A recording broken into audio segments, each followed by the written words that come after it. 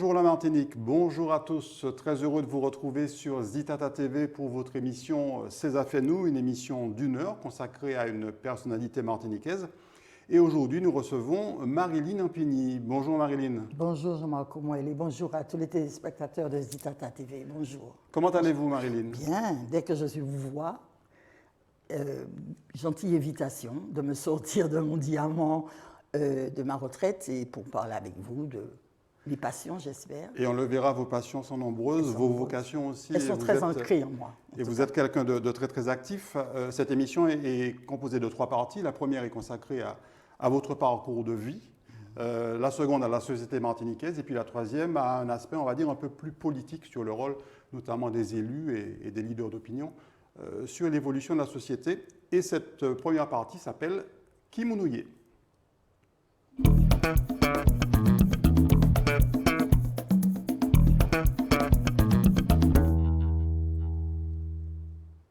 Alors Marilyn Impigny, Kimounouye, qui est Marilyn Impigny? Si vous deviez vous présenter en quelques mots.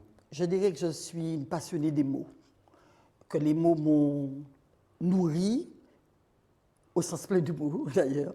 Ils m'ont nourri de voyages, ils m'ont nourri d'émotions, ils m'ont nourri de dépaysement, ils m'ont nourri de messages aussi forts, de sensibilité et tout ça. Ils m'ont nourri aussi parce que c'est des mots que j'ai fait tous mes métiers. Le métier de comédienne d'abord, ensuite celui de journaliste ensuite, et celui pour terminer de chargé de communication de la ville du Diamant. Et maintenant, mes passions en tant que retraitée professionnelle, c'est d'écrire et de redire des mots sur les scènes théâtrales, où j'ai déjà à peine en un an de retraite, même pas, monté un spectacle qui s'appelle D'amour et de lumière, avec Sylvain Vélumière, que je profite, un flûtiste extraordinaire que je profite de saluer. Et puis, un recueil de nouvelles qui vient tout fraîchement de sortir, qui s'appelle Corona Victorious. Voilà. Alors, on va y revenir. Ce parcours de vie, on le retrace à travers un certain nombre de photos. Oui. Et nous allons voir donc une première photo. Alors, Marilyn, commentez-nous cette photo. Marilyn Impigny, jeune, une photo en noir et blanc, bien d'époque.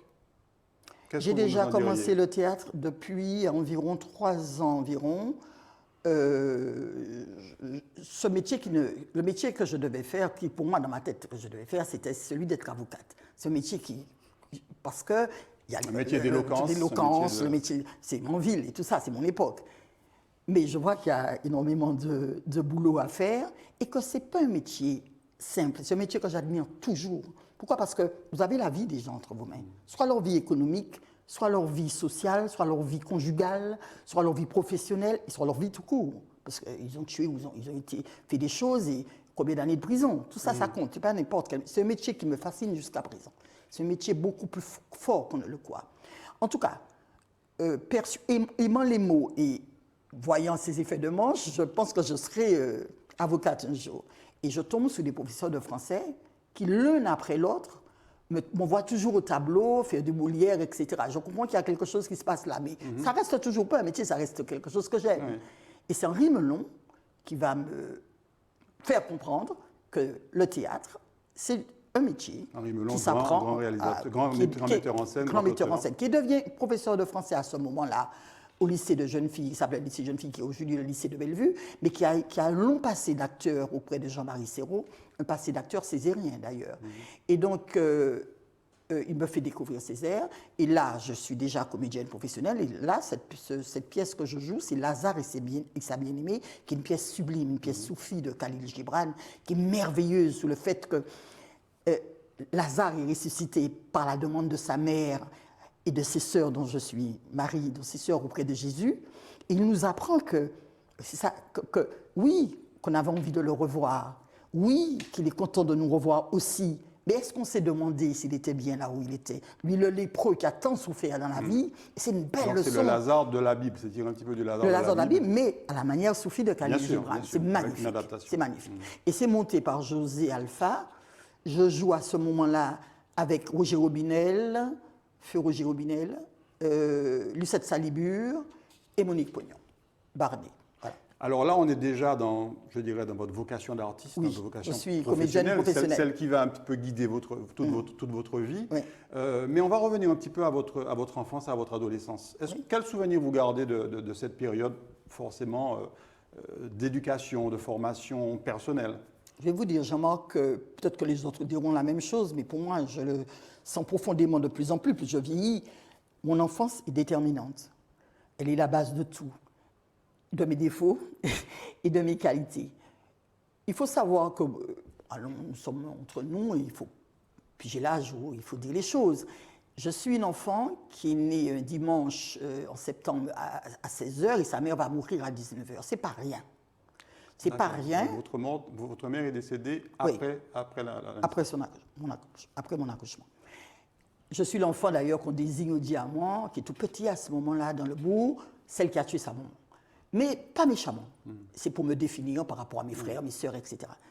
Mais j'ai un tel amour de ma famille, de ma grand-mère qui a perdu sa seule enfant, de ma sœur qui a perdu sa mère, de mes frères et sœurs de côté de mon père qui a perdu sa femme, de ma famille et de ma famille élargie, parce que mon père étant déjà dans la politique au diamant, enseignant, ma sœur enseignante, ma mère était commerçante, ma grand-mère aussi. Donc, au milieu d'un bourg tout petit, nous sommes des gens, enfin, c'est une famille de gens connus, pas célèbres, c'est pas les Ayottes, mais c'est des gens populaires, connus, aimés. Et donc, je vais prendre aussi tous les gens du diamant comme famille. Ils vont me prendre. Je suis une enfant qui, à 4 ans, je rentre chez n'importe qui et je fais ma sieste, ou je mange.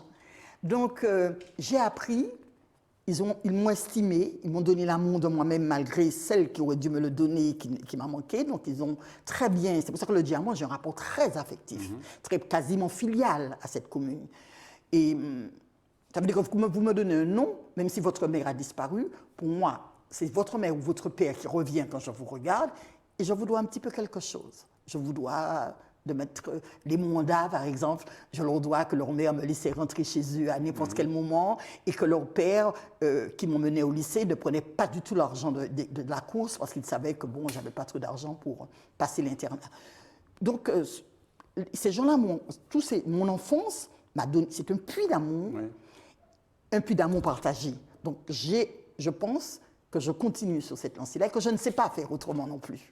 Donc finalement, votre début de vie qui s'est passé de façon un peu tragique, très tragique pour vous, c'est quelque part déjà un petit peu un pied dans la tragédie, dans le théâtre, quelque part. Oui, parce que par exemple, quand après je regarde, il reste quand même que ces gens qui m'aiment, n'oublient pas qu'ils ont aimé ma mère. Il y a toujours... Je crois que j'ai vécu pendant longtemps sous le fil du bonheur et du malheur, même s'ils m'ont donné énormément d'amour. Mais ma grand-mère a perdu sa seule enfant. Ma sœur va perdre sa mère. Mon père va perdre la femme avec qui il vit à ce moment-là. Les autres frères vont perdre une belle-mère qu'ils aimaient bien. Bon, les gens autour vont perdre une amie, mais jamais ils ne me l'ont fait. Mais je sens quand même, tu sais, les enfants ont des flairs. Donc j'ai toujours été entre... Mais le bonheur a surplombé tout ça.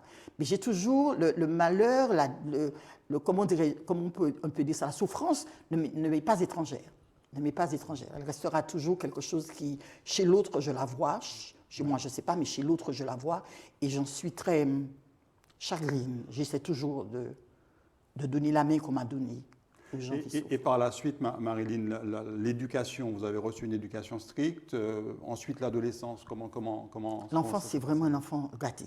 Je vous dis, un enfant gâté qui rentre chez qui, elle veut d'abord une enfance, les premiers mois, je me souviens très bien, j'ai des photos aussi, bébé où je suis toujours en culotte, qui désespère ma sœur parce qu'elle est enseignante, mais couturière de passion, donc elle m'a fait de jolies robes, je vais apprendre à m'habiller un peu plus tard, je rentre dans les maisons, comme je vous dis, mais j'ai des devoirs, ça veut dire que Madame Turnal, par exemple, va me demander d'aller faire une course, je ne peux pas dire non, mais ça ne me dit pas de dire non, j'aime vagabonder.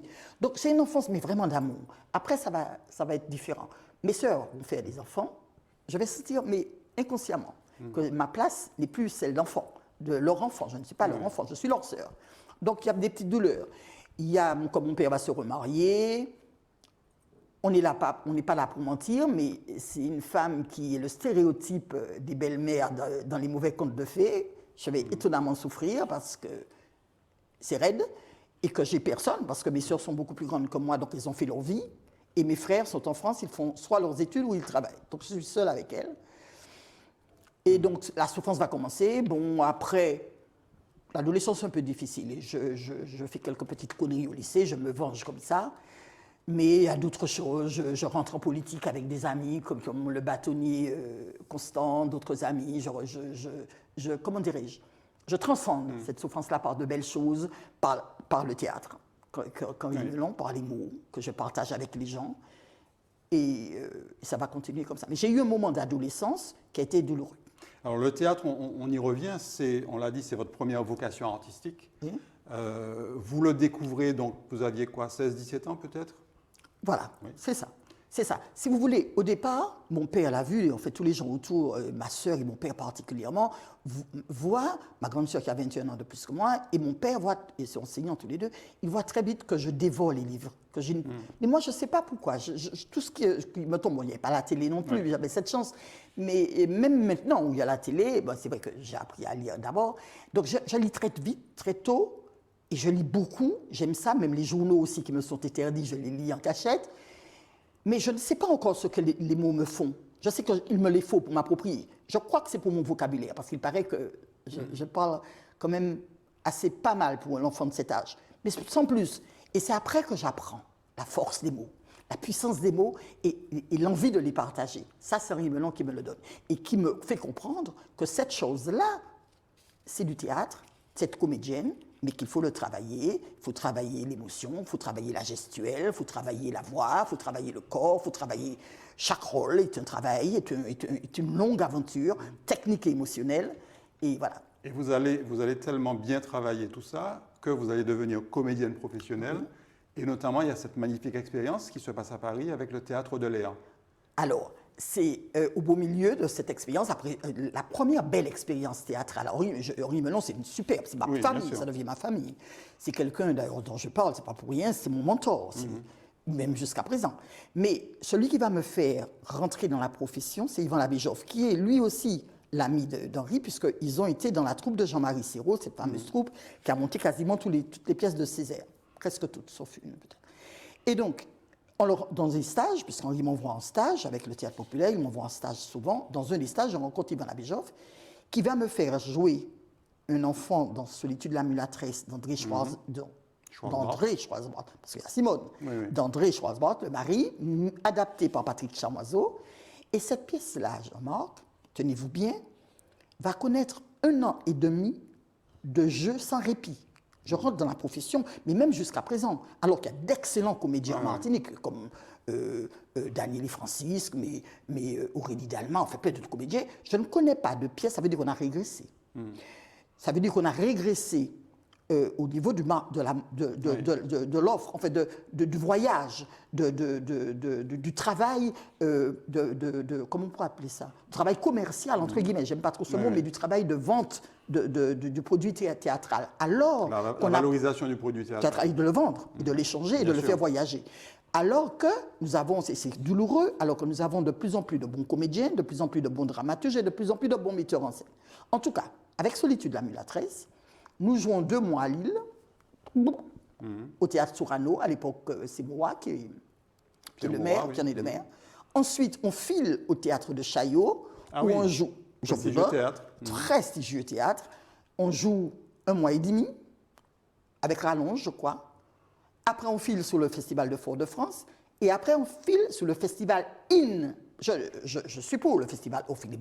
Il est riche. Mais à l'époque, le festival IN d'Avignon, où on joue 1 mois aussi, à Avignon.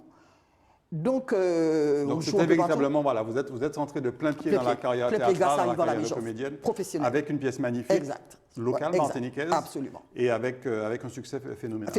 Phénoménal, parce que l'histoire de cette femme métisse qui va prendre sa part noire en charge, et l'histoire de ces nègres marrons sur son dos est magnifique, avec tout le côté du marronnage et tout ça, et de sa victoire finalement.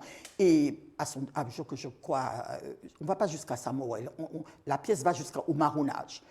Quand elle quitte la plantation pour aller au marronnage avec ceux qui la servent, comme moi. Et cette pièce est magnifiquement écrite déjà par André Schwarzbach, mais elle est superbement adaptée au théâtre par Patrick Chamoiseau et très bien mise en scène par Yvan Labéjoff. Donc ensuite, vous allez créer votre troupe, parce que le Théâtre Voilà. de l'air, c'est Voilà, Marilyn c'est Marilyn Ampigny, Ampigny. entre autres. Alors, il faut que toujours, moi, je vais toujours remercier, c'est l'occasion, c'est Benjamin Jules Rosette qui me donne cette idée. Parce que c'est vrai que c'est un peu court. Si je veux en faire ma profession, c'est vrai que j'ai du mal à manger en Martinique. Même à Paris, je nouais un petit peu de mal. Mais ici, c'est vraiment raide, quoi. Et Benjamin Jules Rosette, qui a le Théâtre Noir, à l'époque, me propose à Paris, à ce moment-là, il est dans le 19e, après il sera dans le 12e, et après le Théâtre Noir va disparaître. Mais dès le 19e, à Ménilmontant, il me propose de donner des cours chez lui, de faire ce que je veux en fait.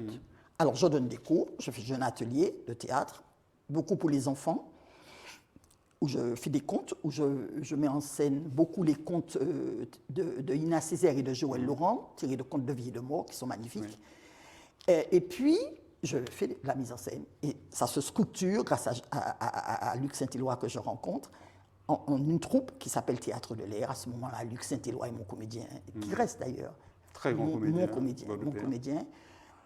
Et il y a Milette Wagram qui va passer, Yasmina Ouyoufat, Roselyne Cyril va être ma Carmen. Moïse, le prénom va me revenir, elle fait du théâtre maintenant au Canada, c'est une Haïtienne qui va être Antigone, dans le bourreau d'Antigone. Enfin, on monte pas mal de pièces qui vont être jouées, mais je suis fatiguée parce que je n'ai aucune subvention, aucune aide, rien. C'est que le public qui me suit. C'est pas mal déjà, c'est un beau cadeau, mais ça ne suffit pas. Et je sens que Luc est capable de reprendre. Moi, je vais aller vers d'autres voyages, vers les voyages journalistiques. Et là, je passe le relais à Luc parce que je sais que le relais sera bien tenu. Il est tellement bien tenu qu'il dure toujours. Tout à fait. Il s'appelle Théâtre de l'air nouveau, il a juste ajouté nouveau, mais il dure toujours. Et moi, je vais vers le journalisme. Et Luc a fait, lui, il continue une très très belle carrière de comédien, Très, mais très belle carrière. on D'acteur, a vu plusieurs fois, voilà, tout à fait, à la télévision et même au cinéma. Absolument. Alors, on va faire un grand saut en avant, parce que là, on va dire que c'était les premières années à Paris. Vous avez été aussi journaliste à France Antilles Hebdo à l'époque, c'était le démarrage de la presse. C'est là que je vous rencontre. le démarrage d'une presse antillaise à Paris. On n'aura pas trop le temps d'en parler. Et puis il y a ce rapport toujours permanent avec les mots, avec les histoires, avec les contes. Et on va voir deux autres photos qui sont effectivement plus récentes. On vous voit donc là effectivement au micro, on voit Tomber l'évé qui est un livre de Widi Rabatali, qui a été mon rédacteur en chef à une époque. Et qui faisait l'objet d'une chronique tous les samedis matins dans France Antilles. C'est succulent. Est-ce que Marilyn Ampigny, entre-temps, est devenue une diseuse plus qu'une conteuse? Oui, parce que j'aime aussi lire ceux des autres. J'aime lire à haute voix, partager les... Alors là, je donnais le livre Tomber l'évé, j'ai donné aussi un autre de lui, mais j'ai oublié, il en a fait deux fascicules. En Bafeille, qui était le premier, en fait. Parole en Bafeille, qui était les chroniques. Et là, le dernier, Tomber l'évé. Et là, à côté, je donne les contes d'Annick Sylvestre, très très beau conte pour enfants, un des contes, puisque j'en ai donné plusieurs, d'Annick Sylvestre, avec le flûtiste qui est à côté, qui va devenir, je vais dire pas mon flûtiste, mais pour moi, c'est celui avec lequel je ne me vois pas jouer, sans lequel je ne me vois pas jouer en tout cas, voilà, sans lequel je ne me vois pas jouer. Sylvain Deslumières. Sylvain Deslumières. Voilà. Très bien, donc vous continuez votre histoire d'amour avec les mots. Oui. J'écris les miens. Oui, tout à fait. Et puis, naturellement, vous en venez à écrire des livres. Pour enfants. Des livres pour enfants. Enfin, le premier, c'est Édith Lefebvre. Alors, on va voir justement cette photo d'un ouvrage qui a eu encore plus de sens après, parce qu'il a été écrit avant ou après sa mort? Après sa mort. Donc, qui a pris effectivement énormément d'importance pour tous ceux qui avaient envie d'en savoir plus sur Édith Lefebvre. Exact. Et ça, je pense que pour vous, c'est un souvenir extraordinaire. C'est un témoignage aussi d'amour et de complicité avec Édith. Alors, il y a le livre, il y a l'amitié. Mais le livre, si on en parle, le livre a eu un succès qui est essentiellement dû à Édith. Je ne pense pas à mon écriture. Je pense que le fait de l'avoir montré, parce que les gens l'aimaient beaucoup, elle aimait beaucoup les gens, mais elle ne veut pas inviter tout le monde chez elle. Moi, j'ai eu cette chance. J'ai senti qu'il fallait que je dise aux gens. des choses sur elle chez elle, ce qu'elle aimait manger, comment nos sorties entre filles. Les gens connaissaient la chanteuse, finalement. Voilà. Mais je leur fais découvrir une Edith un peu plus intime avec ses enfants, etc. Puisque je les surveillais beaucoup, les enfants, quand Edith était en tournée. Donc, c'est une amitié qui date de Paris, d'ailleurs, de votre métier de journaliste. De journaliste. C'est par le journaliste que j'ai rencontré Edith, puisque j'écris sur elle. Je la mets même en scène aussi dans son duo avec Ralph Tamar au Zénith, parce que Ralph fait la première partie de Manavoie et c'est moi qui m'occupe de cette mise en scène. Avec le fameux titre SOS Mémé. Exactement. Elle est enceinte jusqu'aux yeux à ce moment-là, puisqu'elle elle attendait 2 enfants. Et puis, une amitié forte, très forte, née entre nous, une amitié très complice, une amitié profonde, une amitié qui dit des choses qu'on ne dit pas à tout le monde, de son côté comme du mien. Une amitié sans tricherie, sans phare et tout ça. Enfin, en tout cas, quand elle va mourir, il y a la chanteuse, la journaliste, et comme les autres, conquise par une voix qui est pure, une émotion qui est spéciale. Une femme très, très sensible. Très sensible, et qui est vraie, vraiment sensible. Par des textes aussi qui sont beaux, et qui sont parfois déjà en avance sur son époque, sur les femmes battues, sur le bétonnage de nos rivières, le bétonnage de l'écologie, des textes engagés déjà. Donc, la journaliste aime bien la chanteuse, mais sans plus. Et puis, l'amitié vient, grâce à Ronald aussi, grâce à des choses, grâce aux enfants. L'amitié vient, et l'amitié est en deuil quand la mort arrive. Et c'est un livre thérapie d'abord. C'est un livre pour moi. Et en le lisant, je le fais lire à une amie parce que je suis passée par la Guadeloupe avant de venir en Martinique. Je le fais lire à Mme Jazor qui me dit « mais sors-le, il y a des gens qui ont envie de connaître cette Édith-là. » Vous avez eu besoin d'écrire sur elle tous les soirs, et de raconter un peu toute cette complicité, pour savoir bien que je l'ai vécu. C'est une façon de faire votre deuil aussi. Mon deuil. C'est une livre-thérapie. Et puis c'est Mme Jazor, aux éditions Jazor, qui me dit « mais c'est un livre qui est beau, qui a du style, on le corrige là où il faut, mais qui mérite d'être lu par les gens qui l'aiment. » Il y a tellement de gens qui l'aiment, qu'il a énormément de succès, il reçoit des prix, mais je prends par exemple un prix qu'il a eu par rapport, alors qu'en lice, il y avait Confiant et Condé. Je ne suis pas folle, c'est ni Condé ni Confiant qui n'ont pas eu le prix, c'est ni Marilyn Ampigny qui a eu le prix, c'est Edith qui a eu le prix. Donc, je commence par cette écriture-là, et ce sera mon seul roman. Je n'arrive pas à écrire long. Oui, parce que c'est le début, en fait, d'une publication. D'un parcours aussi dans l'écriture. Dans l'écriture publiée. Mais par la suite, vous allez plus vous diriger vers des nouvelles, des chroniques. Des contes pour enfants. Des contes pour enfants, oui. Pour enfants. Alors, on va voir d'ailleurs un de ces contes pour enfants qui a eu un très, très beau succès, qui s'appelle le Carnaval de Clémenceau Boisbois. Alors, on appréciera le prénom, Clémenceau.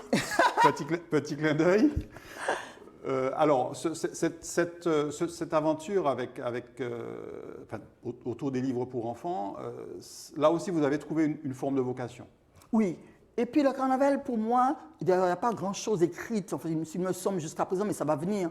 Et puis, le carnaval, j'avais envie de dire aux enfants, ce dont tout le monde sait, mais particulièrement aux enfants, que c'est un patrimoine, que le carnaval de la Martinique n'est pas le plus beau, certes, n'est pas le plus laid non plus, mais il est unique et singulier.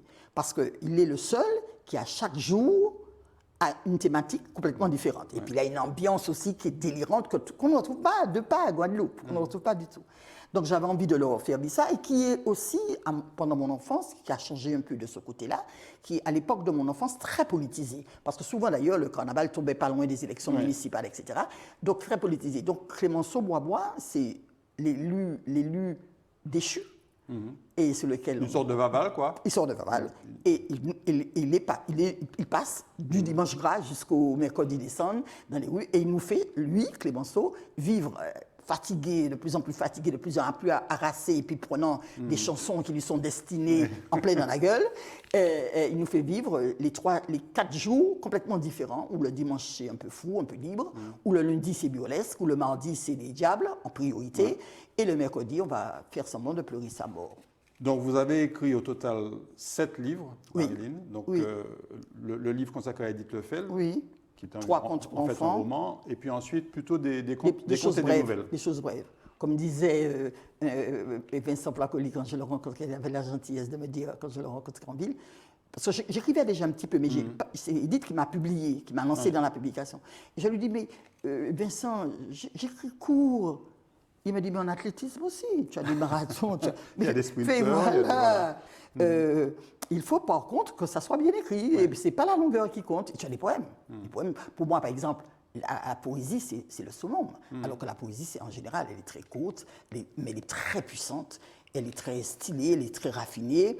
Et pour moi, c'est le summum de l'écriture. Parce qu'écrire court pour dire des choses qu'un tome aurait dit, pour moi, c'est le summum. Donc il m'a dit, ne t'occupe pas de l'écriture, de la longueur, ne va pas sur la longueur. Si c'est 2 pages, c'est 2 pages. Si c'est 7 pages, c'est 7 pages. Va sur ton histoire, qu'elle soit comprise, qu'elle capture, qu'elle captive et qu'elle emmène les gens là où tu dois les emmener. Donc 7 ouvrages au total, et on va en reparler dans un petit moment du dernier qui s'appelle Corona Victorus, et on comprend bien entendu de quelle thématique il traite. On va voir une autre photo, Marilyn, c'est une remise de médaille. On voit donc Maurice Larouché et Marcel Ravin. Racontez-nous. Alors, ce n'est pas vous qui êtes décoré, mais vous avez été décoré également. Là, regardez, je suis déjà décoré. Oui. Donc, la Légion d'honneur. La Légion d'honneur, et à côté, il y a l'Ordre national du mérite, le bleu, parce que je devais le faire, puisque je serai ce jour-là la marraine de Marcel Ravin. Marcel Ravin, qui est un chef cuisinier, qui est d'abord du diamant. Réputé, c'est très important. Diamant, oui. Parce que là, on est en plus à la mairie du diamant. Maurice Larouché, qui lui aussi est résident du diamant depuis longtemps. Qu'on a accepté, qu'on a accueilli très bien. Et puis, Marcel Ravin, qui est le marproyer, qui a fait toute sa carrière, qui a écrit un livre de rocher à l'autre, parce qu'il est sorti du rocher du diamant pour aller au rocher monégasque. Et là, je vais lui remettre la médaille. Il faut avoir la Légion, faire son portrait et lui remettre la médaille au nom du président de la République. Vous avez été sa marraine. Sa marraine, c'est ce qu'on appelle. Et Marcel Ravin, il incarne un petit peu, je dirais, ces personnalités, ces élites, ces modèles dont on a besoin. On va en reparler d'ailleurs tout à l'heure. C'est quelqu'un qui est dans la cuisine et dans la gastronomie. Moi, pas seulement. Ce qu'on ne sait pas, c'est qu'il est surtout dans la transmission aussi. Il est très généreux. C'est un gars, j'allais dire. Je pense qu'il est jeune. C'est un cuisinier européen. Bon, c'est déjà d'abord le seul cuisinier antillais qui a une médaille. Je dis des bêtises. Qui a une étoile. Je lui souhaite d'ailleurs fortement d'en avoir une deuxième. Qui a une série de restaurants. Il en a un à Fort-de-France. Il en a au Diamant maintenant. À Monaco, bien sûr, et un à Lyon aussi. Mais il fait surtout des choses qu'on ne sait pas. C'est qu'il porte secours beaucoup, notamment dans les grands hivers froids, aux gens qui ont froid dans le Nord. Et une autre chose aussi, c'est qu'il est toujours le parrain des soirées de charité de l'Espérance. Et il fait aussi, il donne des stages aussi à des jeunes qui veulent devenir, il aime remettre. Je pense que j'espère avoir ce côté-là à garder de lui, comme lui, c'est de remettre rendre à la société ce qu'elle nous a donné. Voilà. Il a aussi beaucoup de choses qu'il fait aussi pour l'écologie avec les bateaux du Prince de Monaco. Alors vous n'êtes pas forcément quelqu'un qui aime les honneurs. Ces médailles, vous avez été donc effectivement médaillé de l'Ordre national du mérite, de la Légion d'honneur. Quelle importance vous leur accordez à ces décorations? 2. Simple. D'abord parce que je n'ai pas demandé, jamais demandé. On me les a donnés. Pour l'ensemble de votre œuvre? Oui, pour l'ensemble des deux. Oui, absolument, absolument. Je les ai prises comme un cadeau personnel, parce que la vie ne m'a pas toujours donné de cadeaux. Elle m'en a donné, mais elle ne m'a pas donné beaucoup. J'ai pris. J'ai eu un petit moment d'hésitation, surtout pour la Légion d'honneur. Je me suis demandé pourquoi moi, mais j'ai pris tout de suite parce que c'est un cadeau. Et puis après, j'ai vu ça comme un cadeau pour les gens qui écrivent, pour les journalistes, pour les comédiens, pour les auteurs de livres. Je l'ai vu pour les diseuses, comme vous dites, je l'ai vu au-delà de moi. Je l'ai vu comme, et d'ailleurs dans mon discours, c'est ce que je dis quand ma marraine va me le remettre, Madame Marie qui va me le remettre, dans mon discours de remerciement, je dis qu'au-delà de ce plaisir personnel que j'ai pris, sur lequel j'ai eu des doutes, mais que j'ai pris, clac, j'ai dit, pourquoi pas. Moi, ça prend qu'à l'autre. Je reconnais la comédienne, que j'ai pris clac. Ah, j'ai pris clac. J'ai pris clac. Parce que moi, quand l'autre la floupe, moi, ça prend qu'à l'autre floupe, mon capot toujours. Donc, le cadeau, je l'ai pris, et puis je l'ai partagé. Je l'ai partagé avec tous, d'ailleurs, les amis journalistes qui étaient là, avec les comédiens qui étaient là, comme Aliou Cissé, etc. Je l'ai pris pour les professions que j'ai exercées. Alors, on aurait beaucoup de choses à dire sur votre parcours de vie, mais on va terminer avec une dernière illustration que je vais vous laisser commenter, un magnifique portrait. Alors, racontez-nous. Eh bien, c'est une de mes dernières pièces, oui, avant de prendre ma retraite. C'est la dernière pièce quand j'étais encore en profession au diamant. J'avais monté une pièce IA pour Césaire, pas loin du buste qu'il a à l'Anscafar. Et Génie, qui a son atelier, il s'appelait l'atelier de Génie, qui a longtemps, une peintre magnifique, qui travaillait dans son atelier à 2 pas de là où je jouais, m'a prise. Là, je pense que je dis IA pour ceux qui n'ont connu de voyage que de déracinement, sans doute un passage de cahier. Et elle m'amène ça et je le prends tout de suite parce que je le trouve beau, je me trouve très expressif dessus, très coloré. Et c'est une fille qui maintenant, à son atelier, je parle d'elle parce qu'elle fait de beau travail de transmission, elle fait aussi des expos. Et j'ai vu dernièrement qu'elle m'avait montré des tableaux de Césaire, donc Césaire, Aretha Franklin, etc. Et j'ai vu dernièrement qu'elle vient de remettre un beau tableau à Joey Starr quand il était de passage. Mais c'est un tableau que j'aime beaucoup. Et qui exprime tout ce qu'est Marilyn Ampigny, en fait. Il y a de la jubilation. En plus, donnant un de ses poètes préférés. Oui, tout à fait. Tout à fait. Ouais. Marilyn, merci pour ce parcours de vie. On va passer à la seconde partie de cette émission consacrée à la société martiniquaise.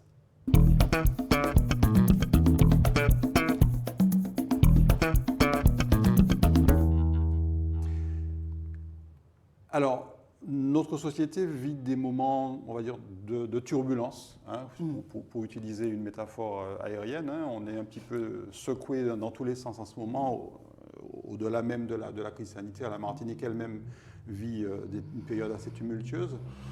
Comment est-ce que vous percevez cette séquence qui dure depuis déjà plus d'1 an maintenant, avec un certain nombre de faits majeurs, de rébellions, de protestations populaires?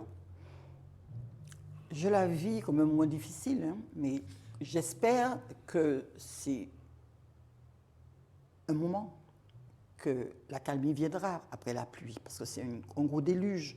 C'est un problème sanitaire qui s'ajoute à des problèmes de misère aussi, parce que la Martinique, qu'on voit avec ces belles autoroutes, ces voitures flambantes neuves, ces entreprises, etc., elle va nous révéler qu'il y a des gens qui vivent en dessous du seuil de pauvreté, en dessous du seuil de pauvreté, et qu'elle va encore, avec cette crise sanitaire, en avoir d'autres. Oui. Mais c'est une Martinique qui reste solidaire. Par exemple, nous avons connu Saint-Vincent, on voit bien que l'éruption de Saint-Vincent, oui. Voilà, on voit bien que ce truc sanitaire qui, à mon avis, pas seulement en Martinique, mais en Martinique me touche plus parce qu'elle est plus petite et puis qu'elle est à moi, à vous, elle est à nous. Donc, elle est en train de... C'est une pandémie, c'est une grosse problématique sanitaire, mais elle a des effets sur le mental, sur le moral, sur l'économie, sur le relationnel. Elle peut. Il faut qu'on résiste. Oui. Il faut qu'on résiste. Il ne faut pas que... Mais même des mots, ça va paraître bête, mais moi, personnellement, je suis restée très choquée dessus. Parce que, justement, la fille qui aime les mots ne croit pas qu'on fait des mots par hasard. Surtout que ceux qui les ont mis ont fait des études que moi, je n'ai pas faites. 2 mots simples, par exemple. Geste barrière. Le mot barrière, il n'y a pas geste de survie, il n'y a rien. Barrière, ça fait déjà... Bon, je conçois qu'il y a la distance, mais barrière, il n'y a pas autre chose. Alors, il y a des gens qui le prennent barrière sanitaire. Mais ça peut aller plus loin. Oui. Ça peut aller plus loin, le mot barrière. Ça peut être la barrière qui va déboulonner. Oui. Ça peut être la barrière qui va... Tout ça. La séparation avec les autres. Complètement. Le refermement sur soi et tout ce que ça peut donner. La distanciation sociale. Waouh! Ça ne veut pas dire grand-chose, effectivement. Et ce que ça veut dire n'est pas beau. Oui. Il n'est pas sanitaire. Ça veut dire quoi? Ça veut dire que la femme de ménage ne doit pas... C'est ça que ça veut dire, social. C'est la distanciation physique déjà, si ça suffit. Bon, alors, il y a des mots même qu'eux-mêmes, les grands énarques, qui ne seront plus peut-être, puisque, enfin, on choisit qui ne sont pas beaux, qui véhiculent les choses, si on les prend au premier degré. Donc, moi, ce que je dis, c'est qu'il faut savoir qu'on est dans un moment grave, les chiffres d'ailleurs continuent à augmenter, les variants et tout ça, mais qu'il faut résister à ce que la crise sanitaire ne fasse pas une crise humanitaire, ne fasse pas une crise sociétale. Ne nous enlève pas ce que nous avons en nous d'Antillais caribéens, qui est cette solidarité avec l'autre, cette main vers l'autre. Mais la proximité est compliquée malgré tout. Parce que justement, on nous dit de nous protéger du risque. On peut la faire autrement. Je peux ne pas vous voir, Jean-Marc, mais si vous avez besoin de moi, et vice-versa, le faire autrement que vous voir. Ne pas perdre que nos cœurs et nos esprits aussi, que nos consciences aussi, ne perdent pas que l'autre peut être en danger si on fait n'importe quoi si on va le voir, et lui aussi, mais qu'il y a d'autres manières de lui venir en secours s'il en a besoin.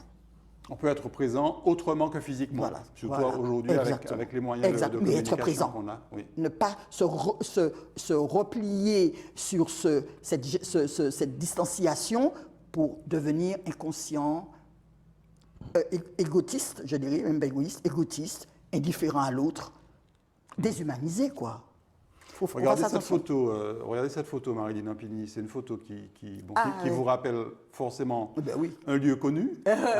On se retrouve là devant la municipalité du Diamant avec ce buste de Victor Schellcher qui a été, on va le dire, décapité. Enfin, la tête de Schellcher a volé en éclats. Paf. Dans la foulée de ce mouvement de déboulonnement des statues, qu'est-ce que ça vous inspire, cette rébellion en fait autour de symboles qu'on rattache souvent à l'esclavage, au colonialisme.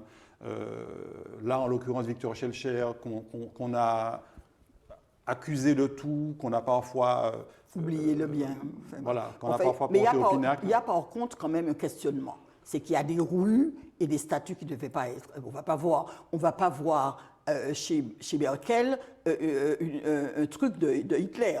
Il y avait des statues ou des noms de rues qu'il fallait enlever. C'était nier notre passé, nous mépriser, etc. Je comprends le déboulonnage, c'est comme ça qu'on peut l'appeler, le déboulonnage, parce que je le comprends parce que la jeunesse est faite comme ça. Moi, j'ai une jeunesse très militante, je ne la cache pas. J'ai fait un peu de mise en... Tous les jeunes sont un peu révolutionnaires. Oui, c'est même c'est. C'est même c'est. C'est une façon de... Mais je pense qu'il faut que passage. Voilà. Je pense qu'il faut que... Et puis le questionnement qu'ils ont est vrai. Le questionnement sur certains est vrai, c'est-à-dire comment se fait-il qu'une société qui est née de l'esclavage peut honorer des esclavagistes. Et en face, ont-ils eu des réponses? Les deux réponses que je vois qui doivent venir le plus, c'est vrai que dans nos familles, etc., mais particulièrement les élus et l'élite intellectuelle aussi. L'élite, elle n'est peut-être pas payée à faire ça, elle a ses affaires à faire, elle a ses livres à faire, etc., mais elle doit être au grand rendez-vous des questionnements à la participation des réponses. Donc, sans réponse, sans rien, sans doute que la violence s'est exercée sur ces statuts-là. Bon, cela dit, quand j'étais à la pagerie, il y a une dame qui m'a dit, oui, une touriste qui m'a dit, oui, j'ai vu que la statue de Joséphine a été déboulonnée. Je comprenais sa douleur, mais je lui dis quand même, nous déboulonnons les statues, et vous avez déboulonné des rois. C'est quand même différent. Bon, allons quand même mettre les choses en place. Plus que déboulonner. Plus que déboulonner. Vous voyez ce que je veux dire. Tandis que là, au Diamant, je comprends quand même. On s'attaque aux symboles, on ne s'attaque pas aux hommes. Il y a deux choses. Voilà, quand même. Bon. Même s'il y a eu parfois des dérives, c'est ça que je n'ai pas. Ah oui, ça, je ne peux pas, j'aime pas l'agressivité, et puis que des gens payent pour des choses qui ne sont pas les leurs. Mais je reste sous le déboulonnage. Schellcher, j'ai compris un peu, même si je ne justifie pas. Les autres, oui. Mais Schellcher, un peu moins, mais j'ai compris quand même. C'est parce qu'on a eu trop tendance à l'honorer quasiment partout en Martinique et ne jamais mettre ce qui a quand même fait la force de l'abolition. Ça veut dire le marron. On a fait, si on ne connaît pas notre histoire, on a fait comme si celui qui ne la connaît pas non plus arrive, eh bien, Schellcher, c'est lui qui décrit. Nous-mêmes, tu es assise là, nous, on fait nous, tu es assise là, et puis il ouvrirait un décret, puis, alors que derrière, il y a des morts, il y a des morts, des gens fouettés, des gens lynchés, des gens qui ont traversé des pays, des gens qui ont été les véritables initiateurs de la libération, voilà. en Donc tout cas de l'abolition. Donc je peux comprendre que mettre le fait de l'abolition sur un seul homme, même s'il y a participé, ça les a... Bon, surtout que cet homme, il est de l'autre côté. C'est ça. Il était de l'autre côté de l'océan. Il incarnait un peu l'ancien esclavagiste, l'ancien colonialiste. Exact. Donc il nous aurait donné. Ça fait encore plus don, alors que l'abolition a été arrachée. Donc je peux comprendre. Mais au Diamant, par contre, et là vous allez voir que pourtant... je n'ai pas été aux côtés de Serge Larcher, le maire sénateur à l'époque, mais il faut rappeler quand même qu'au Diamant, Serge Larcher, pour fêter 150 ans de l'esclavage. Je n'ai pas travaillé sur ce sujet Oui. en venant. Je parle très naturellement, mais pour fêter l'abolition de l'esclavage, le centenaire ou le bicentenaire. Oui, ça devait être le 150 100 ans ou 150 ans, je me rappelle. 150 ans. Eh bien, il avait fait, 1998. Serge Larcher, qui est historien aussi, eh bien, qu'est-ce qu'il avait fait? Il a fait une trilogie. C'est-à-dire que, justement, il a fait ce que je viens de dire, il a fait dans cette commune, vous arrivez, paf, vous tombez sur un aigre-marron de Charpentier, un aigre-marron solide, bien gaillard, qui vous sonne qui vous sonne déjà l'appel. Le rond-point à l'entrée du diamant. Voilà. Ensuite, vous descendez, vous tombez sur Shelcher, qui a quand même participé à l'Assemblée, etc., à faire de ce décret à l'appliquer, à le faire naître, quoi, et qu'il s'applique. Et vous descendez un peu plus bas, vous avez un mémorial. Le mémorial de l'Anscapin. Voilà. Avec de Laurent Valère. Magnifique. De Laurent Qui Valère, est une autre façon de se remémorer à la fois de l'esclavage. À mon avis, les trois façons. Oui, les trois façons. Ça veut dire le nègre-marron qui appelle, celui qui écrit les décrets parce qu'on ne les écrivait pas. Tout simplement, c'est pas parce qu'il est meilleur, mais qu'il n'écrivait pas, et puis qu'il était peut-être un humaniste éclairé. Et puis, le mémorial qui nous raconte tous ces navires échoués, tous ces navires, toute cette souffrance dans les cales, et tout ce marronnage, notamment derrière le mémorial, derrière, sous le mont de l'Archer, où les nègres marrons du diamant ont trouvé refuge, avec chiens qui les chassaient, des serpents qu'on y a emmenés pour pouvoir les... Et donc, moi, je pense que dans cette optique-là, Shelcher du diamant aurait pu avoir peut-être la peau sauve, on fait sauver sa peau, mais bon, il n'a pas sauvé sa tête. Alors, on regarde d'autres photos, Marilyn. On va revenir, on en a déjà parlé. Alors là, vous reconnaissez l'esplanade de l'Atrium. Alors, on aperçoit des personnes masquées. C'était un festival récent. Des photos qui nous rappellent que malgré tout, pendant cette pandémie, le spectacle vivant a continué, a pu continuer un peu ici.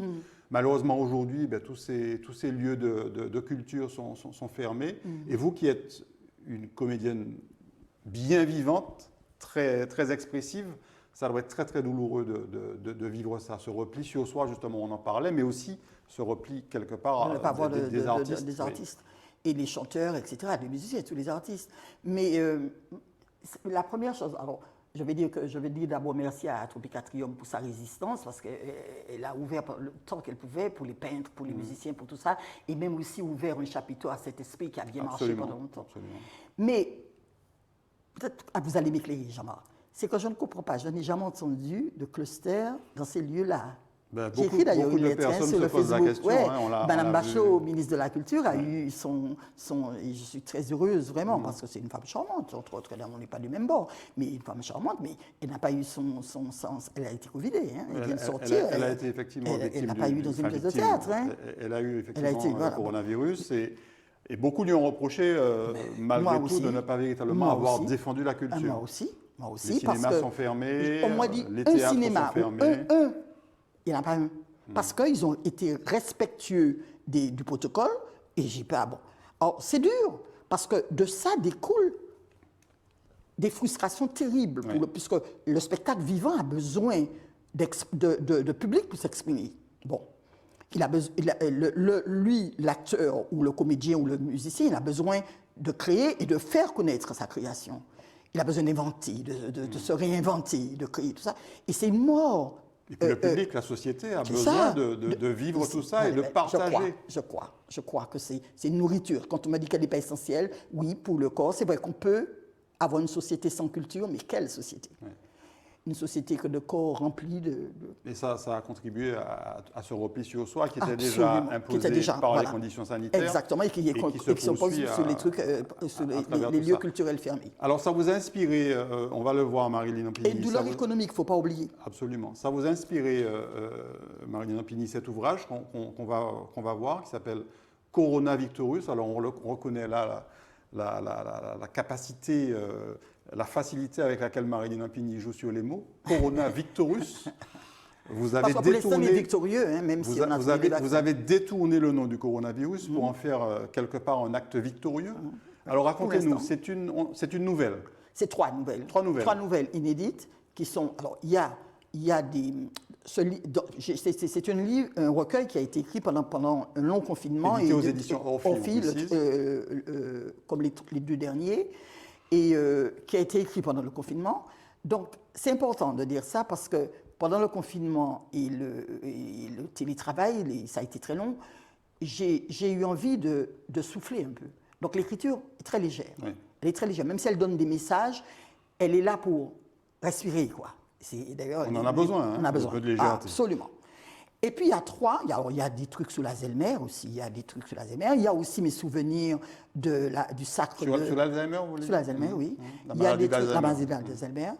Et il y a aussi mes souvenirs sur le sacre de Mérine, donc le tour des yoles jour après jour. Il y a d'autres choses, quoi. Il y a 2 contes pour enfants, mais il y a ces 3 nouvelles sur le corona qui disent justement ma manière de voir comment ce corona peut polluer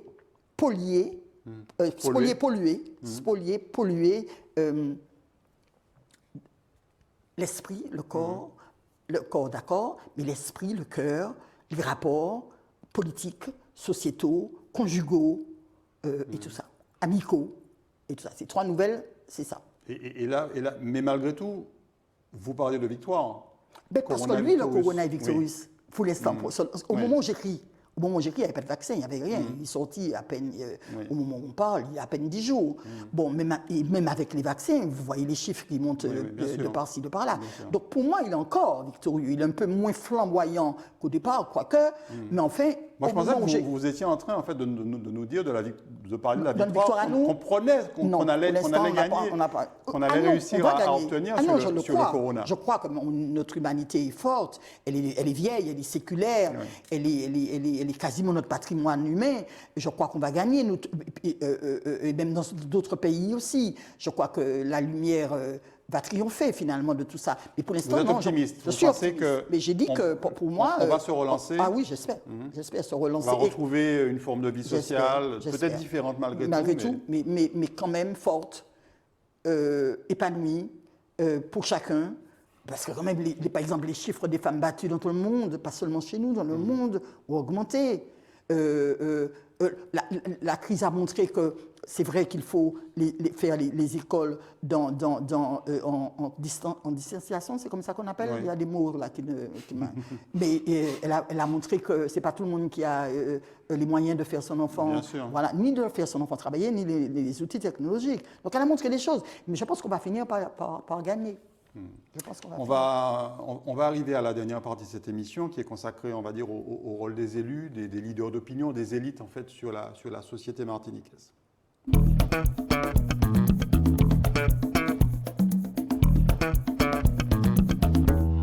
Alors la séquence s'appelle politique, cette dernière partie s'appelle politique, mais plus globalement, on va parler de votre perception aujourd'hui du rôle de ceux qu'on considère comme des leaders d'opinion, hein, parmi lesquels il y a bien entendu aussi des artistes, il y a des élus, il y a des chefs d'entreprise. Il y a l'élite intellectuelle. Tout à fait. Comment est-ce que vous percevez aujourd'hui le rôle de ces personnes qui, a priori, devraient montrer le chemin? Est-ce que vous considérez qu'aujourd'hui on en a suffisamment et qu'elle nous montre effectivement une forme de chemin? Je ne vais pas participer à les flageller. Je trouve qu'on les flagelle trop. Vous parlez des élus là particulièrement. Oui, particulièrement. Oui, je trouve. En fait, j'en étais une toute petite.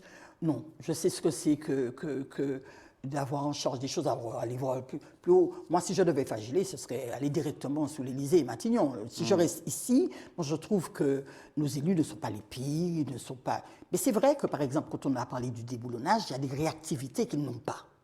L'élite aussi, intellectuelle. Bon, il y a aussi des choses aussi qu'on leur demande, alors que nous sommes dans un cadre bien défini, qui ne sommes pas, à mon avis, pays, même si nous faisons pays. Nous avons une singularité historique, culturelle, etc. Mais statutairement, il me semble qu'on n'a pas choisi d'être indépendant. Donc, et parfois, on va demander au président de la CTM de l'être. De prendre des directives sur la Caraïbe ou des directives régaliennes, comme ça, qu'on ne lui a pas donné. Donc, on est parfois nous-mêmes aussi à jeter sous les politiques des choses qu'ils ne peuvent pas nous donner, parce qu'on ne leur a pas donné ce pouvoir. Donc, il faut faire attention. Mais par contre, grosso modo, je dirais, moi, tout simplement, surtout que les élections vont arriver bientôt, je viens de vous dire, je trouve qu'on a pas mal d'autoroutes qui méritent quand même d'être toujours là. Il faut toujours de la maintenance, des belles choses. Moi, ce qui m'intéresse, par contre, moi, il y a l'enclavement du Nord, moi, ça me gêne. De désenclaver le Nord, moi, je suppose celui qui l'a dit d'ailleurs. Mais le gros truc qui est en moi, profondément, c'est de remettre l'humain à sa place. Moi, où est-ce que la misère va rouler sur l'autoroute quand elle est en dessous du seuil de pauvreté? Où est-ce, et les hôpitaux, ce qu'on en a fait, gauche-droite, hein, c'est horrible. Alors qu'Obama, lui, trouvait notre modèle de santé remarquable et qu'il a essayé, que Trump l'a détricoté, nous on l'a détricoté avant même, c'est tout. Il faut le refaire, il faut le remettre. Parce qu'on a les gens, on a le personnel, il n'y a rien à dire. Je parle des bâtiments et peut-être même plus d'hôpitaux que ça, mais ceux déjà qui existent, leur redonner une forme viable et hospitalière. Bon, bref. Mais en tout cas, pour la misère des gens, et qui va devenir plus grande, il faut, par exemple, des dossiers, une malheureuse qui demande ce qui lui est dû, attend 1 an. Il y a tout ça. Je ne peux pas parler de tout ça. Simplement, moi, tout ce que je veux, c'est qu'on remette l'humain au cœur des programmes politiques. J'ai pas besoin, personnellement, je ne vois pas comment je peux demander à une malheureuse qui a 2 enfants d'aller à l'Atrium si elle n'a pas de quoi payer son loyer. Donc, je veux bien que la culture, c'est pas ça, je veux bien que en fait, toutes les choses épanouissantes existent et soient fortifiées, mais il faut aussi penser à ceux qui n'ont pas les moyens d'y accéder. Est-ce qu'il ne nous manque pas là un ou plusieurs leaders? On va voir deux autres photos, Marilyn Ampigny. Regardez ces 2 photos. Vous reconnaissez la maison d'Aimé Césaire qui a été récemment rénovée, entre autres grâce Je peux même vous dire qu'à côté, il y avait celle de Jean-Paul Césaire, et à l'époque, j'y allais tout le temps. Grâce au loto du patrimoine, cette maison aujourd'hui, alors elle est visitable certains jours de la semaine, malheureusement en ce moment c'est compliqué. Elle est très visitée quand elle est ouverte. Alors c'est une façon bien sûr d'évoquer Césaire. On parlait tout à l'heure avec Henri Melon je dirais de quelqu'un qui a été fortement inspiré par la poésie césarienne. Césaire a été notre leader à un moment. Qu'est-ce qu'il en reste? Qu'est-ce qu'il nous reste d'Aimé Césaire à part ses écrits? Il faut demander au PPM, c'est lui qui tient son... Je ne sais pas. Mais moi, quand je dis que je veux mettre l'humain au cœur de tout, j'ai l'impression de suivre ce qu'il a dit, notamment dans le discours sur le colonialisme. Je vous parle d'hommes, vous me parlez d'infrastructures, vous me parlez de ceci, de cela. Moi, je vous parle à l'époque, il parlait de millions d'hommes. Humaniste. Voilà, c'est tout. Moi, je vous réponds. Mais on n'a pas pris le relais de ça. Nous, tous les comédiens, on a appris. Hein. Les comédiens, les politiques, je ne sais pas. Moi, mais les leaders, ceux qui théoriquement auraient dû nous montrer le chemin aujourd'hui, qu'est-ce qu'ils ont gardé de Césaire, peut-être même au PPM aujourd'hui, qu'est-ce qui reste de Césaire? Perso, vous ne voyez je vois pas. des stratégies, je vois des grands hommes, hein, des stratèges, des hommes de pouvoir, ils aiment le pouvoir. Mais le côté humaniste, non, je ne vais pas mentir, je ne l'ai pas. Mais être césariste et être césarien, est-ce que c'est la même chose? Je me suis en train de me demander, je ne sais pas. Peut-être que Césaire est resté chez les comédiens, les gens de culture. La question mais est posée. Ils n'ont pas de pouvoir. On la posera peut-être à quelqu'un d'autre. Entre césarien et césariste. Mais moi, je crois qu'il est mort. Il n'aurait pas voulu être le phare qui éteint tout. Je ne crois pas, justement, l'humaniste. L'humaniste, je pense qu'il est heureux là où il est de savoir qu'on continue son œuvre, qu'on continue. Mais il n'aurait pas été. Un humaniste ne peut pas souhaiter que la vie s'arrête après lui. Donc, c'est très triste, quoi. C'est très triste qu'il reste notre référence, mais mort et que. Alors, on va regarder une autre série de photos. Ce sont des élus. Vous les reconnaissez. Ils ont tous, on va dire, entre 68 et 85 ans. Ce sont des hommes qui nous dirigent ou qui nous ont dirigés. Où est la relève, Marilyn Ampigny? Elle est dans les mairies déjà. Oui. Elle est dans les mairies. Après les municipales, j'ai vu de jeunes. On a eu, par exemple, une femme à Ducos, Aurélie Nella. On a vu un jeune au diamant. les deux d'ailleurs candidats étaient jeunes. On a vu, puis on a vu aussi des candidats qui généralement à l'époque étaient choisis par celui qui partait, qui n'ont pas été gardés. Donc on a vu un brin de démocratie. Oui. Il y a eu un renouvellement. Oui, un renouvellement et même un sens démocratique du citoyen. Mais au niveau municipal. Oui, au niveau municipal. C'est par la municipalité, par la vie locale que la relève doit arriver. Ah non, elle doit arriver dans tout. Moi, je ne sais pas. Peut-être les rhizomes de Glissant. Non, je pense qu'elle doit arriver partout. Oui. Elle doit arriver partout. Il y a un âge où il faut entrer et un âge où il faut sortir. Mais est-ce que j'ai l'âge? Tant qu'il y a la capacité d'analyse. Moi, je ne peux pas faire du jeunisme. Ça, je ne ferai pas ça. J'en connais un d'ailleurs qui en fait, qui passe sur ces photos. Je me tirais. Ah, il fait beaucoup de jeunisme. Un député? Un député. Ah, vous voyez, beaucoup de jeunisme, je ne suis pas dans ça. Moi, je suis de cette génération foot. Il y a d'ailleurs foot au théâtre, où j'ai toujours sur la scène, peut-être des jeunes, mais sur le banc de touche, il y a des gens pour les écrans. Il faut ce mélange. Absolument. Donc, je suis ni pour le jeune, ni pour le vieil. Il y a un âge, c'est mon nom qui savent, et puis le public, le peuple aussi doit savoir. Il a le bulletin, c'est pas moi qui vais lui dire. Il y a un âge où il doit faire entrer des gens, comme il a fait pour Nila, pour Au Diamant, comme il a fait pour au François, ceci, cela, tout sans bord politique. Et puis un âge aussi, il doit les enlever lui-même. C'est à lui de le faire.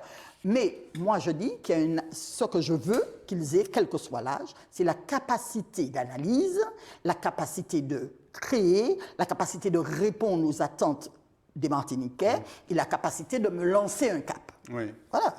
Mais quand on voit ces photos, on se rend compte que ces personnes sont encore actives, qu'elles seront probablement, pour la plupart, ces 4 personnes seront... L'un des 4 sera peut-être président. Parmi les têtes de liste des élections territoriales. Sauf Élise, quand même. Ah non, on verra bien. Pour le moment, les listes ne sont pas... Tous les candidats et toutes les listes ne sont pas présentés. D'accord. Mais voilà, peut-être que le futur président de la collectivité est encore parmi ces 4. C'est ça. Et c'est là où on se dit, mais à un moment donné, il faut quand même qu'on rajeunisse les, les troupes. Mais c'est ce que je vous dis, Jean-Marc, c'est que ce qu'ils ont fait dans les mairies, c'est au peuple de le faire. Il faut que le peuple comprenne qu'il a... Il n'a pas droit de vie et de mort, mais il a le droit d'élire, c'est pas rien. Et il a le choix. Voilà. Alors, est-ce qu'il juge que ces gens-là ont encore des choses... C'est peut-être le seul pouvoir du peuple aujourd'hui. À part se mobiliser dans la rue, c'est le pouvoir des urnes. Et même se mobiliser dans la rue, on peut les enlever, tandis que le pouvoir des urnes, on ne leur enlève pas et on est obligé d'en tenir compte. Donc c'est un gros pouvoir. Et les échéances qui nous attendent, c'est là qu'il faut qu'ils nous disent si parmi ces 4, ils jugent qu'il y en a un qui peut encore fédérer, parce qu'on sort d'une meurtrissure aussi, dans laquelle tout le monde est dedans, et nous particulièrement. Et comme le pays est petit, la meurtrissure se sent plus dans chaque famille, etc. Donc qu'il nous fédère et qu'il nous fasse avancer. S'il juge que... Moi, je ne vous dirai pas mon truc personnel, ça c'est moi. Vous ne serez pas présente aux élections territoriales, Marie-Hélène Lampignon? Non. Je vais faire campagne. Mais Lise, pourquoi je dis Lise? Parce que c'est quand même quelqu'un dans le couple. Il me semble qu'il a rejoint PIA. Ah, PIA. Il me semble. On attend. On va voir. Oui, les premières c'est pour ça que j'ai dit ça. C'était pas pour l'évincer de lui-même. Bien sûr. Les premières conférences, effectivement, il y a participé. Et il a donné son... Ça qu'on ne connaîtra pas la composition des listes, on ne pourra pas savoir. On va terminer par une dernière photo qui est liée justement à notre échange de maintenant. C'était il y a 5 ans et demi. C'était l'installation de la CTM, la première session plénière de la première assemblée plénière de la CTM, qui était en fait l'installation, voilà, tout à fait, la collectivité territoriale de Martinique. 5 ans et demi après, Marine, on a voulu cette évolution statutaire. Ce n'était pas véritablement un changement, c'est une évolution statutaire, puisqu'on est resté dans le cadre, comme la Guyane, dans le cadre de l'article 73. Mais on a quand même acquis un certain nombre a priori, de pouvoirs locaux. On a accentué un peu nos pouvoirs locaux. Qu'est-ce qui s'est passé selon vous pendant 5 ans et demi? Est-ce que vous avez vraiment eu l'impression qu'on a changé, qu'on a évolué, qu'on s'est véritablement approprié ce pouvoir local? Je dirais que non. Je dirais que non, mais sans faire il y a eu des choses en fait. Il ne faut pas non plus jeter le bébé dans le bain avec le bébé, comme on dit, etc. Le bébé avec le bain, etc. Il ne faut pas tout renier. Il faut quand même reconnaître des choses, sinon on ne serait pas là. Donc il y a eu des choses faites, mais je pense que toute la force la puissance de certaines, comment je peux dire ça, de certaines possibilités que ces gens-là ont, n'ont pas été jusqu'au bout. Tout le potentiel législatif, tout le potentiel, voilà, économique, oui. etc., n'a pas été jusqu'au bout. Pourquoi? Parce que les égos d'un pacte qui, pourtant, moi je ne salue pas dessus non plus, parce qu'il y a plein d'alliances. Hein. Bon, celui-là, je ne sais pas comment il a été fait, mais ce n'est pas le premier qui allie droite et gauche. Bon, en tout cas, le fameux Grand Assemblée. Le fameux Grand Assemblée, oui, oui. Mais ce n'est pas le premier. Je veux dire que Marie-Jeanne, quand il a été en région, pour le département, il a quand même travaillé de très près avec Ozorosé. Bon, ensemble pour une Martinique nouvelle, il me semble qu'il y a des gens de droite dessus. Il me semble, je ne sais pas, je dis une connerie, il me semble qu'il y avait Madame Petit, d'autres gens aussi, je ne sais plus. Enfin, ce que je veux dire, c'est que par contre, là, c'est malheureux, parce que c'était une première, c'est historique. Le moment de montrer que nous pouvons même aller plus loin au 76, ça ne nous montre pas. Ça nous dit que déjà, ça ne sommes pas même capables de gérer. Et pourquoi? Ce n'est pas le seul fait de seul homme, c'est le fait de tas de gens, d'égos, de petits bouffons de cour aussi. C'est très malsain. Ça a été très malsain. Il faut non seulement... Moi, je ne dirais pas jusqu'à rajeunir. Moi, j'irais simplement à dire que chacun prenne son rôle, que chacun arrête de faire des secrets d'alcôve, arrête aussi de jouer avec des égos démesurés au détriment des autres, que chacun travaille collectif et que chacun fasse ce pour lequel on l'a mis là. Je crois que c'est ça qui a éclaté. Ce sera le mot de la fin, Marie-Lena Penny. Merci beaucoup. Notre heure est déjà passée, notre heure ensemble est déjà passée. On rappelle donc que votre livre Corona Victorious est en librairie. Oui. Voilà, avec des passages savoureux sur ce regard sur la société martiniquaise et sur les traces que ce virus est en train de laisser sur nous. Merci beaucoup vraiment d'avoir été avec nous. Merci à vous de nous avoir accompagnés pendant cette heure et on se retrouve très bientôt sur les antennes de Zitata TV.